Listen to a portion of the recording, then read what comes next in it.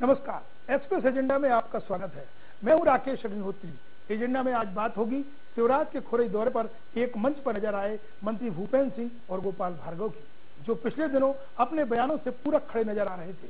और हम बात करेंगे प्रदेश बीजेपी के मुखिया नंद कुमार सिंह चौहान की, जिनके एक बयान ने दिल्ली में तूफान ला दिया है। साथ ही हम बात करेंगे केंद्रीय मंत्री नरेंद्र सिंह तोमर की, जिन्होंने अपना जन्मदिन इस बार कुछ खास अंदाज में मनाया। चर्चा में रहे तो चलिए शुरू करते हैं आज का एक्सप्रेस एजेंडा।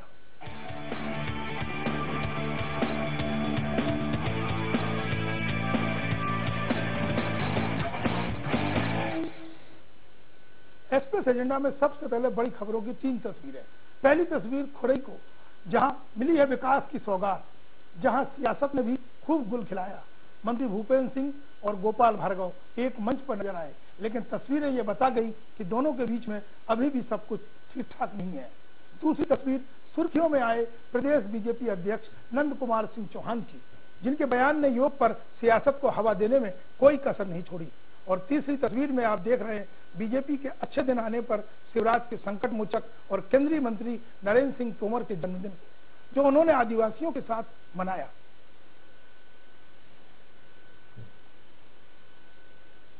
सागर में कन्यादान योजना के तहत सामूहिक विवाह सम्मेलन था। सीएम शिवराज सिंह मौजूद थे, तो जिले के 2 कद्दावर नेता भी मौजूद थे, जो बहुत ही कम एक मंच पर एक साथ नजर आते हैं, लेकिन आज नजर आए। मेजबान भूपेंद्र सिंह थे तो मेहमान गोपाल भार्गव, लेकिन न चाहते हुए भी दूरियां बहुत कुछ कह गई। तस्वीरें देख रहे हैं आप।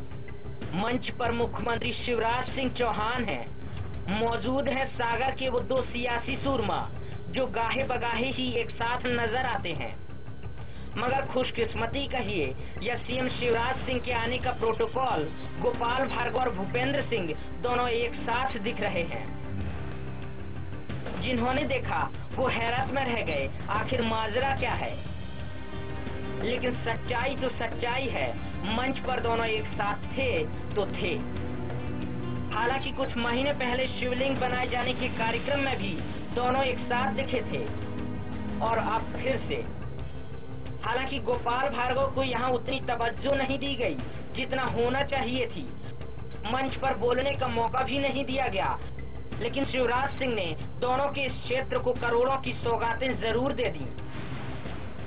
हमने घटा कर दिया 9%, फिर 7 किया, फिर 5 किया, फिर 3 किया, फिर 1 किया, फिर देने का किसान की क्या ब्याज लेना। किसान का कर्जदार तो सारा हिंदुस्तान है, बिना ब्याज के दे दो तो बिना ब्याज के कर्ज लेना शुरू कर दिया।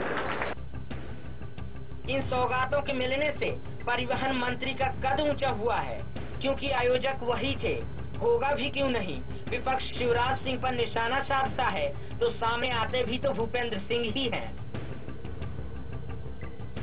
देश की पंजाब के बाद अगर सबसे बड़ी एग्रो इंडस्ट्री कहीं पर पूरे देश के अंदर है तो वो खुरई के अंदर है, जहां पर कृषि उपकरणों का निर्माण होता है।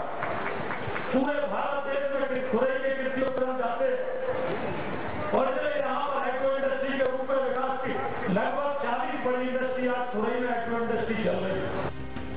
कहा जाता है वक्त वो भी था जब दोनों के बीच मनमुटाव रहता था, लेकिन अब वक्त के साथ कुछ दूरियां कम हुई हैं, लेकिन पूरी तरह फटी हैं ये भी नहीं कहा जा सकता। Bureau report, news express. Express agenda में आज इस खबर पर हमारे साथ चर्चा में जुड़ रहे हैं वरिष्ठ पत्रकार दिनेश गुप्ता जी, जो हमारे साथ स्टूडियो में मौजूद हैं। साथ ही जुड़ रहे हैं सागर से एक्सप्रेस रिपोर्टर विनोद आर्य। सबसे पहले हम विनोद के पास चलते। विनोद, खुरई में जो कार्यक्रम था, मुख्यमंत्री थे, खास बात क्या रही? गोपाल भार्गव और भूपेंद्र सिंह दोनों ने मंच साझा किया है। मेजबान भूपेंद्र सिंह थे। जी हाँ, बिल्कुल मेजबान भूपेंद्र जी थे, क्योंकि बुंदेलखंड में दोनों मंत्रियों का एक अपना अलग स्टेटस है।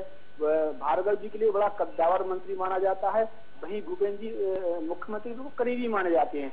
लेकिन पिछले कुछ समय से दोनों मंत्री अपने अपने आयोजन को लेके अपना कद बढ़ाते हैं, लेकिन कहीं ना कहीं एक दूसरे की अनदेखी भी किया करते हैं। ऐसा ही एक मामला आज भी हुआ खुरई में कि जब मुख्यमंत्री का कार्यक्रम चल रहा था उस समय परिवहन मंत्री भाषण दे रहे थे, उसी दौरान पंचायत मंत्री गोपाल भार्गव मंच पर पहुंचे, उनने बाकायदा स्वागत की बात कही। लेकिन देखिए साथ ये भी हुआ, तो भार्गव जी ने परिवहन मंत्री को साफ कहा कि सांसद के बाद मुख्यमंत्री भाषण देंगे। मतलब आप विनोद ये कह रहे हैं कि गोपाल भार्गव को बोलने का मौका नहीं मिला, भूपेंद्र सिंह ने सांसद और मुख्यमंत्री को सीधे मंच पर बात रखने का मौका दिया। जी बिल्कुल बिल्कुल, जब भूपेंद्र जी भाषण दे रहे थे उस समय भूपेंद्र जी ने भाषण के दौरान ये बिल्कुल साफ कहा कि सांसद के बाद मुख्यमंत्री भाषण देंगे।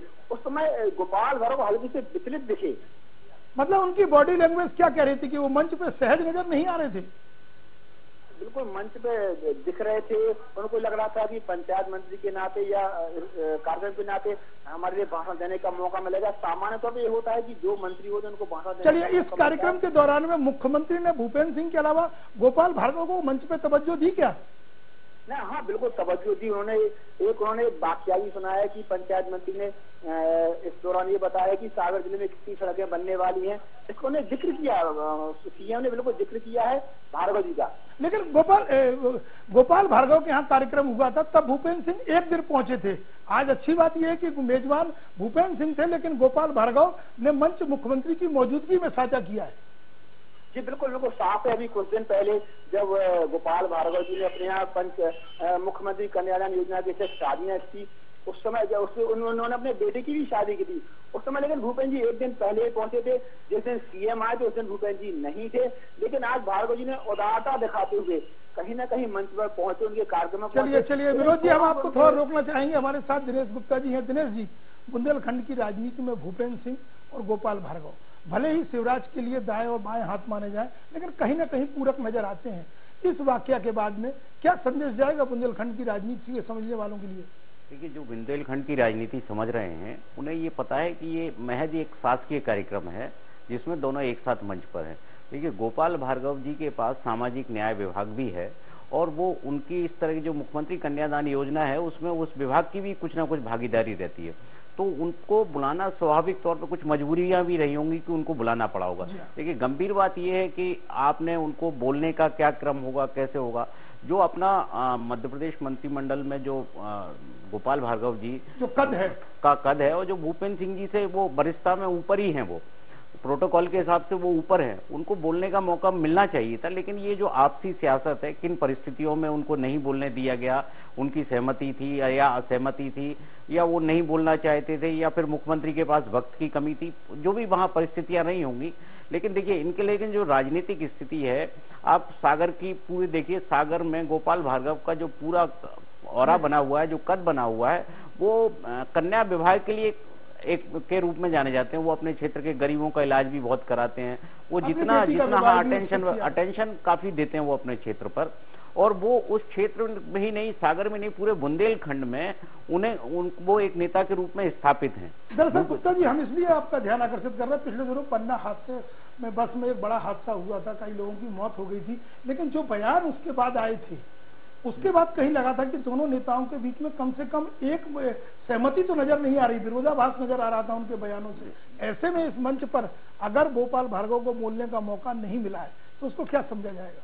नहीं, देखिए, उसको उस बयान को भी तो देखिए, मैंने वो बयान देखा, गोपाल भार्गव जी का बयान पढ़ा भी मैंने, सुना भी, कि उसमें उन्होंने कहा कि मंत्री का काम नहीं है कि वो बसों की चेकिंग करे। वो उस सिस्टम के लिहाज से वो कह सकते हैं कि ये मंत्री का काम नहीं है, लेकिन मंत्री द्वारा कोई अचानक चेकिंग करना, ये बेसिकली पूरी व्यवस्था को दुरुस्त करने का एक प्रयास। लेकिन उन्होंने जो बात कही थी वो उन्होंने कहीं ना कहीं उस पर सफाई भी दी थी। हाँ, उन्होंने सफाई दी थी। देखिए, क्या है कि उसको उन्होंने जो है एक हल्का सा करने की, मतलब वो नहीं चाहते थे कम से कम इस मुद्दे पर कोई विवाद बढ़े। हाँ, वो नहीं चाहते थे विवाद, बाद में वो हुआ भी नहीं, खत्म हो गया, और भूपेंद्र सिंह जी ने भी गोपाल भार्गव जिस तरह के नेता है वो अक्खड़ है, बिल्कुल माने जाते हैं, बेबाक माने जाते हैं। मुख्यमंत्री के उन पर पहले तक बहुत भरोसा रहा है। भूपेंद्र सिंह तो बाद में आए हैं मंत्रिमंडल में और निश्चित तौर पर वो सक्रिय हैं, उनके करीबी हैं। लेकिन आज एक अंतिम कमेंट आपसे चाहूंगा, मंच भले ही सरकारी था, शिवराज ने दोनों को साधने की कोशिश की है, लेकिन इन दोनों नेताओं के बीच में क्या एकजुटता नजर आएगी? नहीं, एकजुटता की तो उम्मीद नहीं करना चाहिए। जब आप एक ही क्षेत्र में राजनीति कर रहे हों और एक ही पार्टी में राजनीति करें तो प्रतिद्वंदिता स्वाभाविक है। दोनों नेता मुख्यमंत्री के समर्थक नहीं हो सकते। दोनों मंत्री कहीं ना कहीं भले ही मुख्यमंत्री उनको साधने की कोशिश करें, लेकिन दूरी तो बनेगी। वो कहीं ना कहीं छोटे बड़े का प्यार तो वो रहेगा उनका, निश्चित तौर पर। चलिए विनोद आर्य जी, बहुत बहुत शुक्रिया आपका चर्चा में जुड़ने के लिए। पिछले दिनों गोपाल भार्गव ने सामूहिक विवाह का कार्यक्रम किया था, तो भूपेंद्र सिंह ने धार्मिक अनुष्ठान के जरिए अपनी ताकत और जनता के बीच पकड़ का एहसास कराया था। और पन्ना बस हादसे के बाद इन दोनों नेताओं के बयान ने बुंदेलखंड की सियासत गरमा दी थी। खैर, दोनों नेता एक बार फिर एक साथ नजर आए, वो भी मुख्यमंत्री की मौजूदगी में। इस बार मजमा फिर भूपेंद्र सिंह लूट ले गए, लेकिन दरिया दिली के लिए गोपाल भार्गव न चाहते हुए भी छा गए। जिन्हें बोलने का मौका तो नहीं मिला, लेकिन तमाम मतभेद बुलाकर वो भूपेंद्र के खुरे जरूर पहुंचे। वक्त हो चला है एक छोटे से ब्रेक का, और ब्रेक के बाद आपको दिखाएंगे नंद कुमार सिंह चौहान के बेतुके बोल।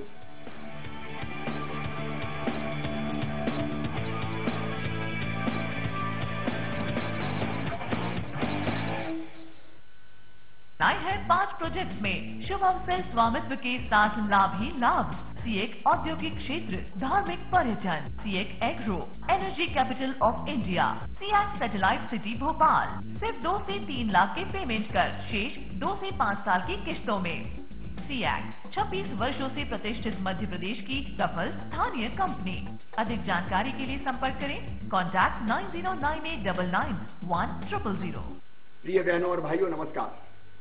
हमारे बच्चे स्वस्थ रहें और प्राण घातक बीमारियों से बचें, इसलिए विशेष टीकाकरण अभियान इंद्रधनुष प्रारंभ किया है। प्रत्येक माह की 7 तारीख से लेकर 14 तारीख तक 4 माह तक मध्य प्रदेश सरकार टीकाकरण का विशेष अभियान चला रही है। 2 वर्ष तक के बच्चों को और गर्भवती माताओं को ये टीका जरूर लगवाएं। आपके गांव, गली, मोहल्ले, टोले, मजरे, फालिया में कोई भी बच्चा ऐसा ना हो कि जिसको टीका ना लगे। आइए इस अभियान में सक्रिय रूप से भाग लें, ताकि हम बच्चों की जिंदगी बचा सकें और वो स्वस्थ और प्रसन्न रह सकें। धन्यवाद।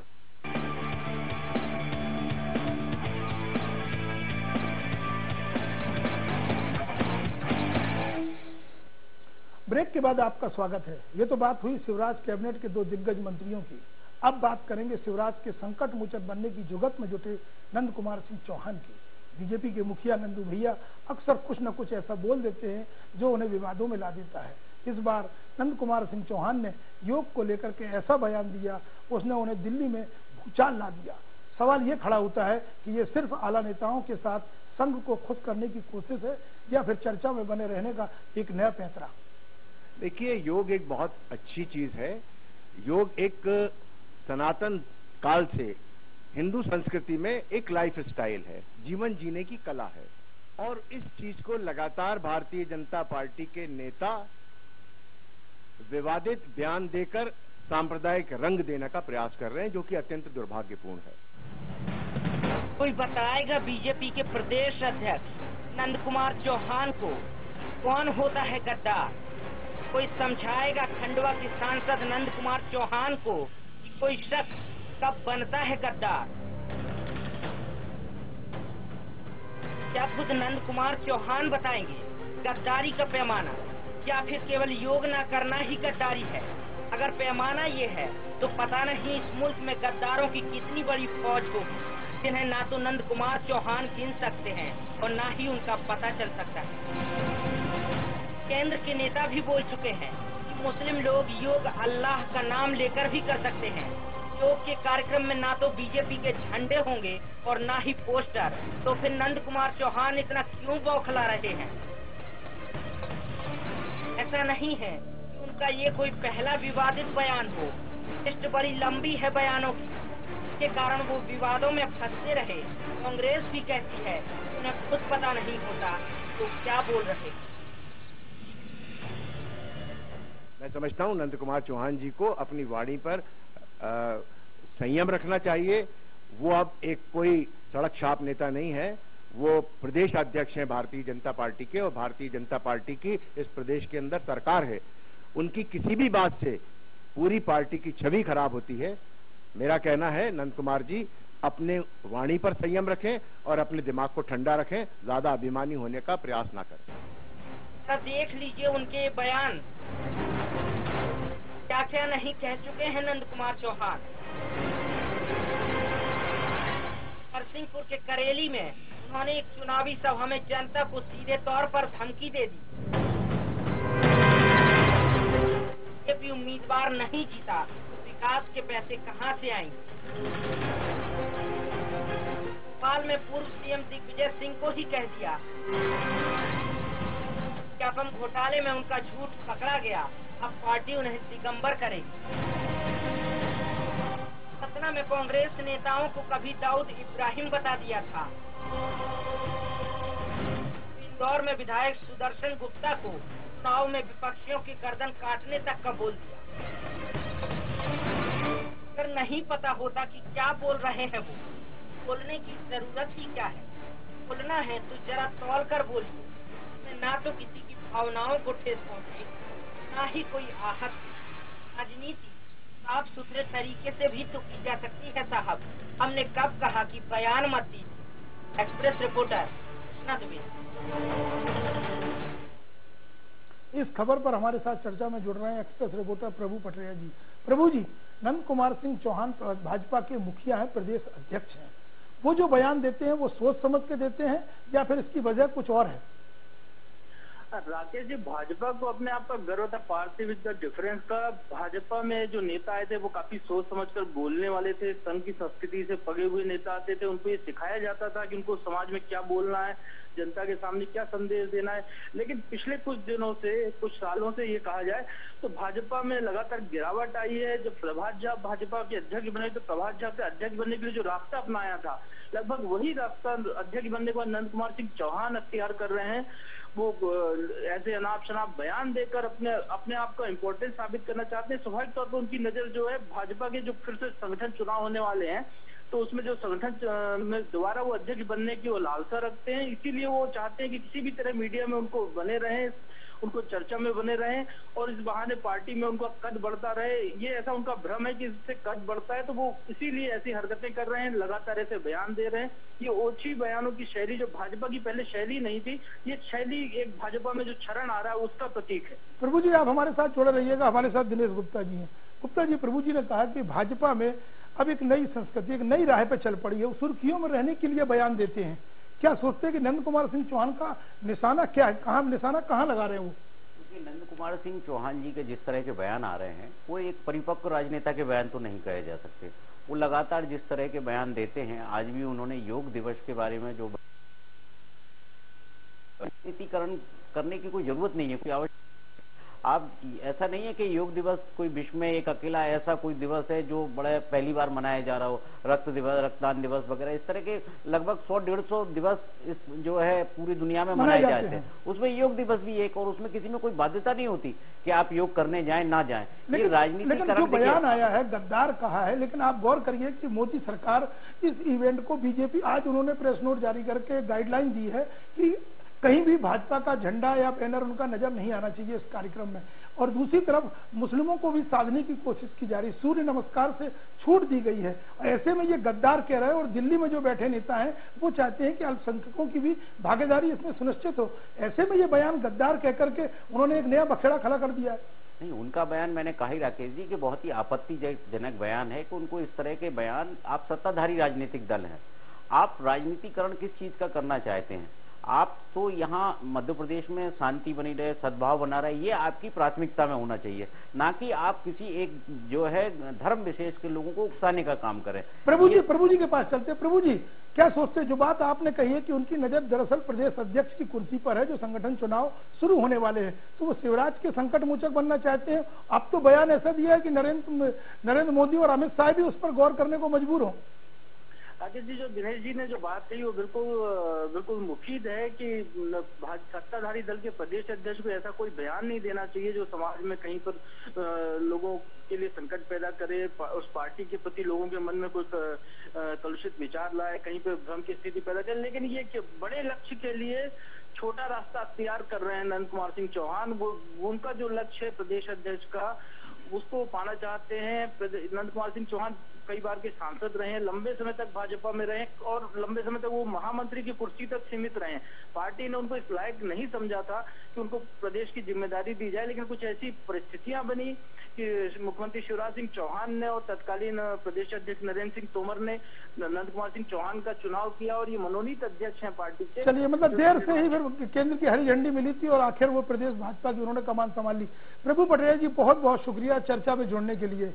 नंद कुमार सिंह चौहान को अच्छी तरह से पता है कि वो शिवराज सिंह चौहान के वीटो पावर के चलते प्रदेश अध्यक्ष बने थे, इसलिए उन्हें संतुष्ट और खुश करने के लिए के साथ साथ दिग्विजय सिंह जैसे उनके विरोधियों पर भी वो हमला करने में चूकते नहीं है। इस बार भी योग की आड़ में उन्होंने सियासत का मतलब साधते हुए नरेंद्र मोदी और अमित शाह का भरोसा जीतने की कोशिश की है। यही नहीं, संघ को भी साधना उनकी एक कोशिश नजर आती है, क्योंकि प्रदेश अध्यक्ष की यदि नई और लंबी पारी उन्हें खेलना है तो फिर ये करना ही होगा। वक्त हो चला है एक और छोटे से ब्रेक का, और ब्रेक के बाद दिखाएंगे राहुल की तर्ज पर नरेंद्र सिंह तोमर।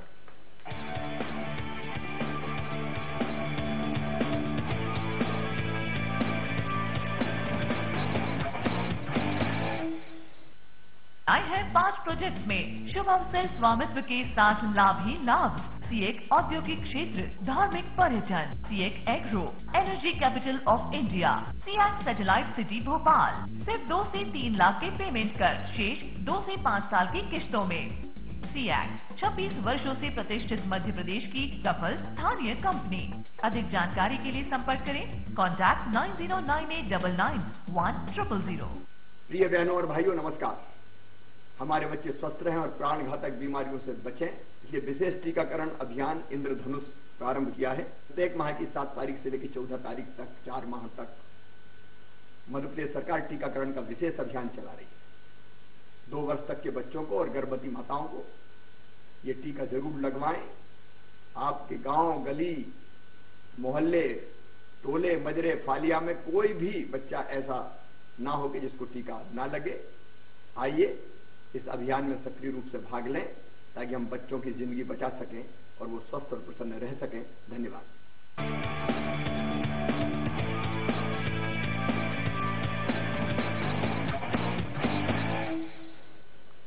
ब्रेक के बाद एक बार फिर आपका स्वागत है। ये तो बात हुई प्रदेश अध्यक्ष नंद कुमार सिंह चौहान की सियासत की, लेकिन जिनके वो उत्तराधिकारी बने वो नरेंद्र सिंह तोमर भी अपने जन्मदिन पर इस बार कुछ अलग नजर आए। शुक्रवार को इस मौके पर वो आदिवासी लोगों के बीच जा पहुंचे और उनकी परेशानियों को सुना। आदिवासी बच्चों से भी मिले, उन्हें पढ़ने के लिए किताबें और बैग भी भेंट किए।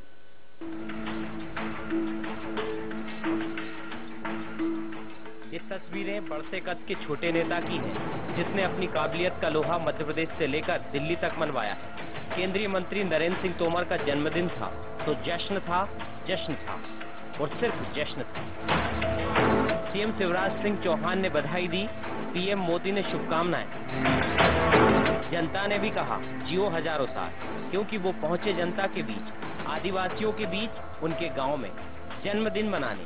गांव के लोगों की बैठक, समस्याएं सुनी, मंच पर कई लोगों का सम्मान किया गया, आदिवासी बच्चों को बस्ते और किताबें दी गई। इस नजारे को देखकर जहन में कांग्रेस उपाध्यक्ष राहुल गांधी की वो तस्वीरें आ गई, जब 2011 में उन्होंने अलीगढ़ के एक छोटे से गांव की दलित बस्ती में एक रात गुजारी। वो भी बच्चों से मिले थे और गरीब के घर खाना खाया था। लेकिन नरेंद्र सिंह तोमर की दलील है कि जन्मदिन विकास के दिन के तौर पर याद किया जाए, तो यहाँ आ गए। जैसा मैंने कहा कि ये कार्यक्रम मेरे जन्मदिन का कार्यक्रम नहीं है, और जन्मदिन के कार्यक्रम तो ग्वालियर में भी अनेक हैं।